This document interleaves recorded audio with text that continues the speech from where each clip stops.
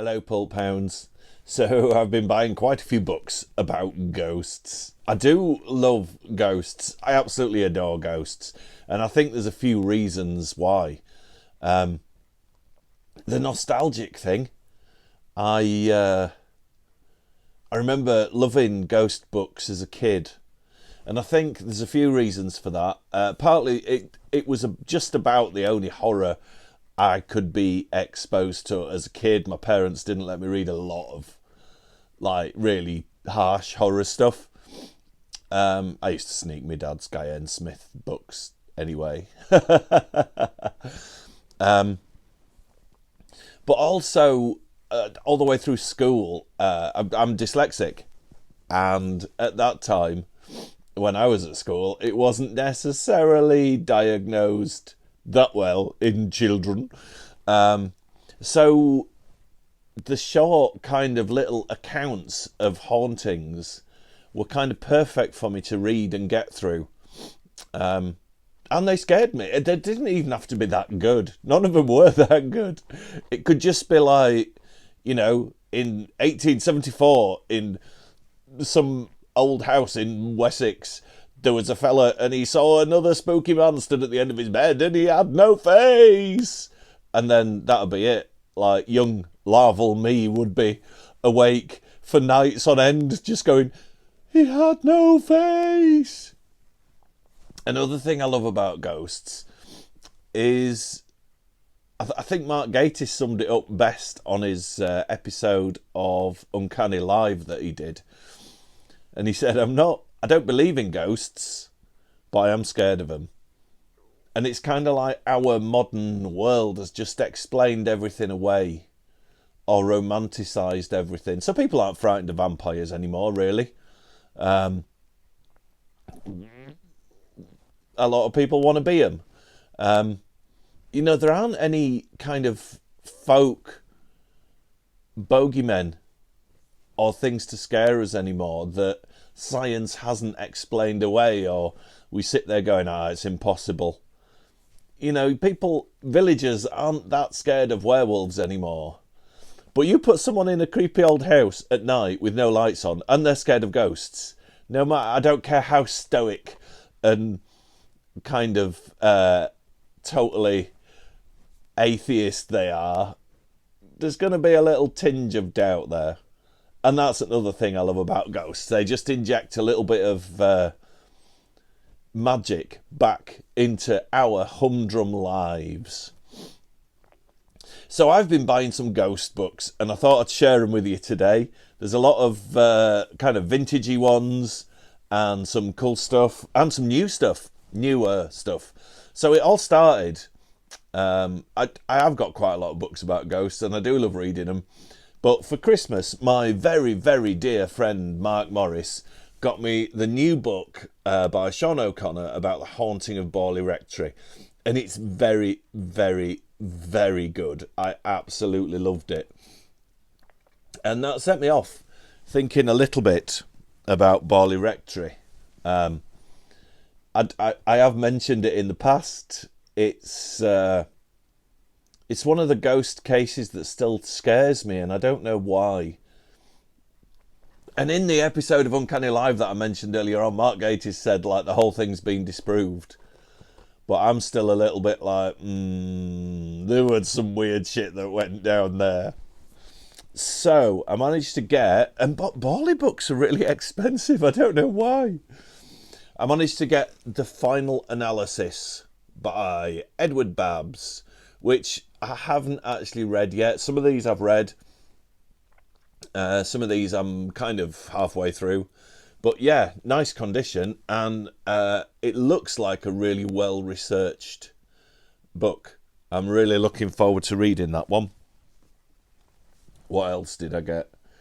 I got a few that are kind of short accounts of hauntings and stuff. Now, I picked this one specifically. I was really looking forward to getting this one. Partly because pub culture, I think, is on the decline a bit, and a lot of inns have gone or been turned into other premises or apartments or something.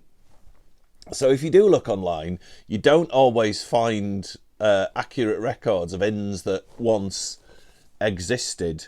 This is from the 70s, first edition, copyright 1973. So there's a lot of older inns and coaching inns and things like that that maybe don't exist, or things that have been redeveloped. And I just like that kind of, it's forgotten and gone. And unless you know to look for something on the internet, you don't always tend to find it. So books like this I absolutely love, and it looks gorgeous, doesn't it? So they're not just books about ghosts. I do like sensationalist books about witchcraft. And this is Clifford Alderman's book, A Cauldron of Witches, The Story of Witchcraft. And it's quite nice, actually. It's got a few different... Each chapter is a specific period in history. So it talks about French witchcraft, Witchfinder General. There's a chapter on the Salem witch trials. There's a chapter on voodoo. And it just looks like a nice book. It'll look nice on the shelf. I'm looking forward to reading it. And hey, there's Clifford. I bet he don't get on YouTube much. A newer one I got. I think I got this in the wild. Some of these I picked up from lurking in charity shops. And it's the Penguin Book of Ghosts. It's a really lovely looking little book. It is quite small, but it's thick and smashing. And it does talk... Lovely. I love attention to detail. It kind of breaks it down region by region, and it is all lots of little short ghost accounts. So for Yorkshire, it does cover Burton Agnes Hall and the screaming skull that resides there. That's a fantastic story. That's one of my favourite Yorkshire hauntings, Burton Agnes Hall. So yeah, it's published by Penguin. It's by Westwood and Simpson. And it's just a really lovely looking book. There's a couple that are really lovely looking. I have read this one. It was tremendous fun. Just lots and lots and lots of little accounts of kind of forgotten hauntings and stuff. One I did spend a little bit more on, and it hasn't got the dust jacket, because I think this was about 10, and the first one I found with a dust jacket was 200. It's a big difference. That's an expensive piece of paper. It's Harry Price's second book about Barley Rectory, The End of Barley Rectory. And I think this is a first. Yeah. Published by Harrops in 1946. So for those of you, there's not much to show there. I'm holding it up like it's something interesting to look at. For those of you that don't know, Harry Price was a famous English ghost hunter. A bit less sensationalist than Elliot O'Donnell, who is an absolute favourite of mine. Harry Price was a bit more bell, book and candle. Elliot O'Donnell obviously thought about how to retell ghost stories to make his fortune. I haven't read this yet. I'm saving it. I want to savour it as well, and just thoroughly enjoy it. But it's illustrated throughout, lots of lovely photos. And yeah, Harry Price's stuff is really worth getting. If you're interested in ghosts, Harry Price is a really interesting guy. I got Stan Gooch's book on the paranormal from 1978. This is a reprint. So this isn't just ghosts. It does cover like ESP and psychic phenomena, all that kind of stuff. The psychic universe. But I do like that kind of 70s catch-all paranormal book that covers ghosts and past lives and all that kind of stuff. I do think it's tremendous fun.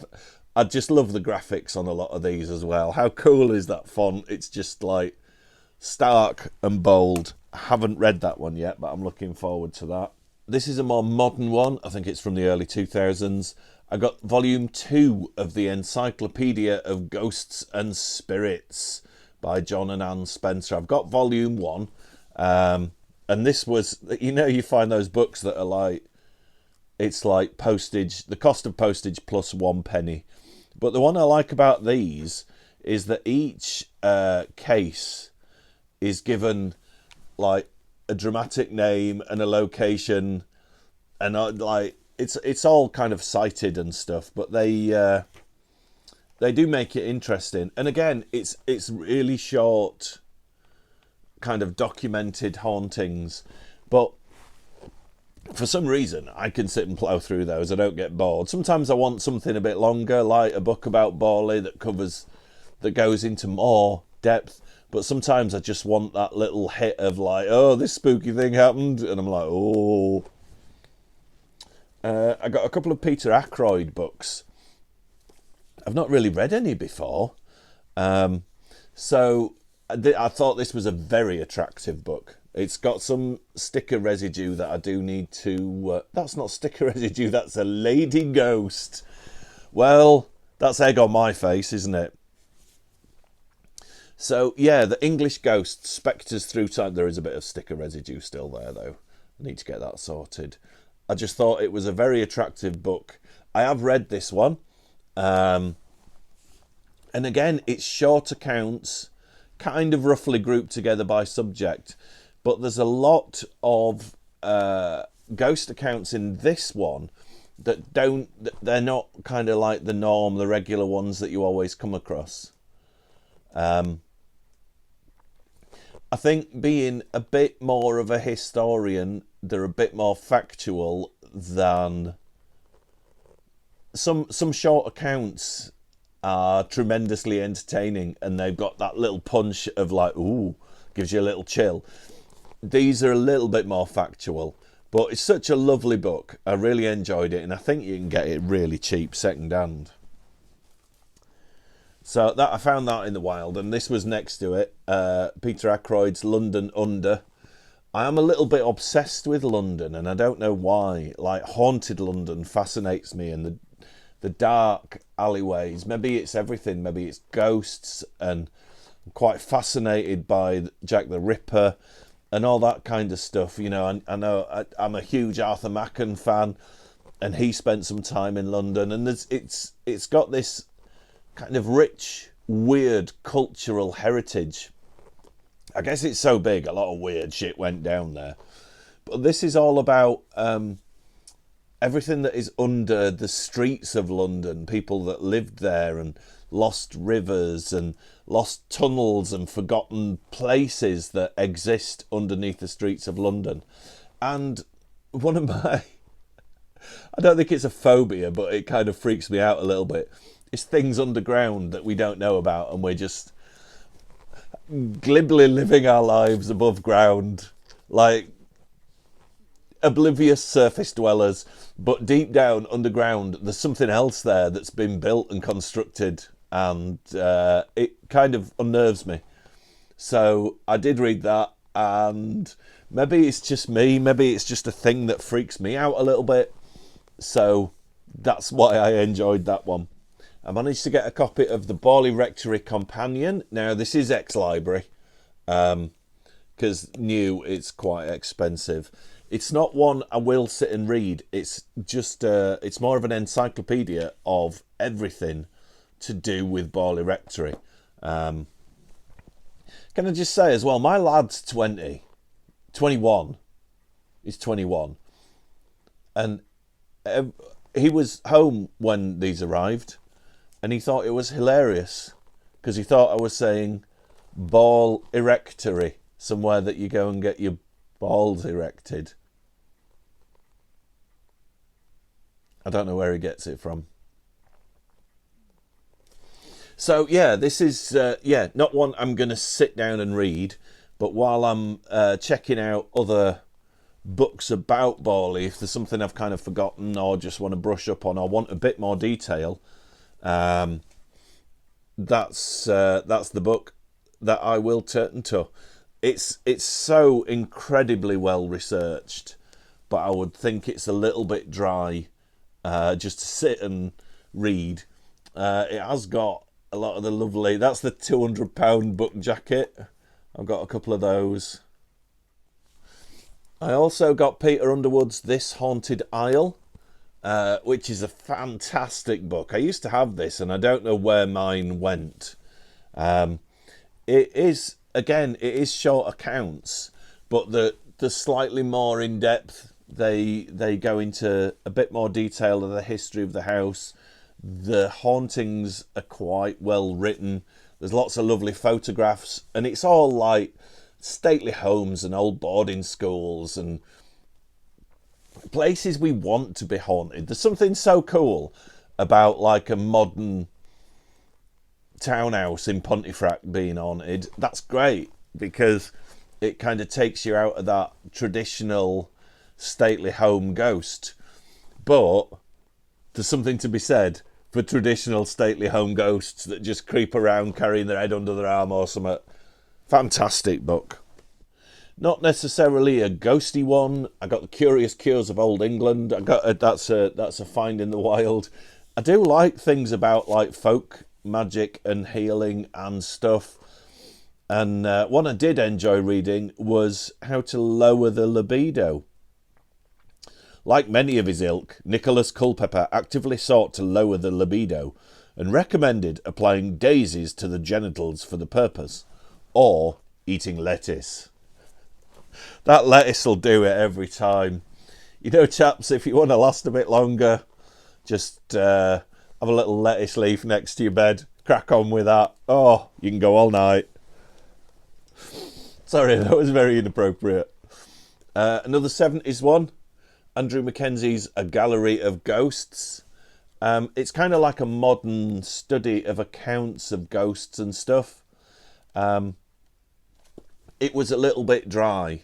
It's a lovely looking book. And I enjoyed the majority of it, but some of it was a little bit dry. Trying to present things as facts,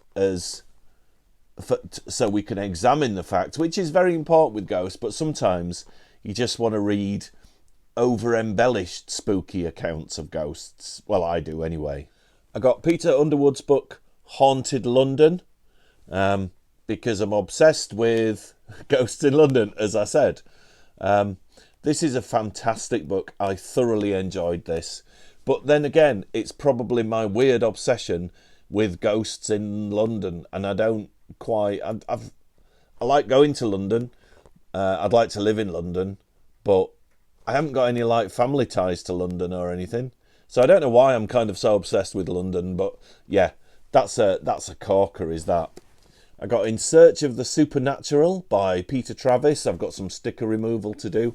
Done a video on sticker removal. If you're one of my new subscribers, hello. And I've done a video on sticker removal. And again, it's short accounts of mainly hauntings. There's a couple of kind of instances of ESP and things like that. But yeah, mainly hauntings. I love that guy. How cool is he? He's having a lovely time with his wacky eyes. I did get Beyond Explanation by Jenny Randalls, who I know more from UFO type stuff, which I'm not quite as into as Ghost. I'm quite interested in UFOs, but I think that's more of a foregone conclusion, that there's kind of got to be something out there. Anyway, that's a discussion for another time. So she wrote a book of kind of celebrities that encounter ghosts, ranging from Edgar Allan Poe to Roy Hood and Kevin Keegan, such luminaries of the supernatural. It's quite a fun book. Let's just find the introduction. Everyone loves a good story. It delights any party and almost guarantees you an escalation up the social ladder. Even more so, people love spooky tales of ghosts, things that go bump in the night, strange predictions, and flying saucers. So that's how you move up the social ladder. You need to go to a fancy pants bash in your expensive suit and tell them you've seen a UFO. Guaranteed to work. Jenny Randall's promises it. And the last one, which I'm pretty excited about actually, is a book about past life regression called Encounters with the Past, which is a very nice cover, isn't it? I don't read a lot about past life regression. I've actually been regressed. I'm not going to go into what I was, because everybody's always like, oh, I was Cleopatra's handmaid or something. But the one that I did was quite a lot of years ago, maybe 30 years ago, I think. And it was a 6-week course. So the person that ran it, she taught you meditation and relaxation techniques so you could get into the right mindset, get into the right state. This is what she claimed. I'm not saying one way or another whether it was true or false or what. I had some kind of experience, and then in the final session with her, she regressed you. And it was very interesting. It was a very unusual experience. But it was good, because I still use those meditation techniques to this day. But the reason I wanted this, and I wanted it in good condition, it has got a little tear there, but that's not the end of the world, is it's got inside 2 flexi discs that are recordings of past life regressions. So I've been looking for a copy for a little while, with the flexi discs in good condition, and with them actually in the book as well, because I'm not really interested in the book. I just wanted the flexi discs of people enjoying past life regressions. So yeah, that's it's a bit of a big haul, but I've been buying them for a little while, and I've not had a chance to do a video for a while. So I've been spending my time with ghosts. I'd like to welcome all my new subscribers. There's more and more every day, and I think it's fantastic, and thank you. And I'd like to thank all my old subscribers for sticking with me. I'll be back on more regular videos, hopefully from here on in. And I hope you're all well, and I'll see you lovely lot in the next video. It's the opening moments of a first regression. A very intelligent but sceptical subject has been told to go back before her birth to find a memory in the vastness of time. These are her first words. What's the matter? What's your name? Can you understand us? Are you ill? Are you ill?